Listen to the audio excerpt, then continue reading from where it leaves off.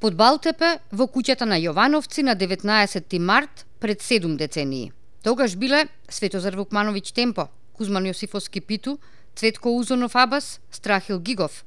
Денеска таму доаѓаат следбениците на Народно-ослободителното движење и понекои од современиците на борците од тој период.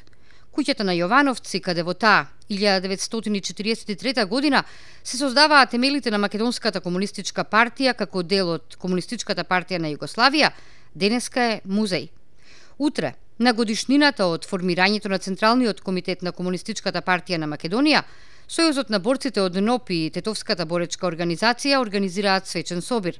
На него ќе говорат претседателот на боречката организација генерал полковник Тодор Атанасовски и професор Владо Ивановски.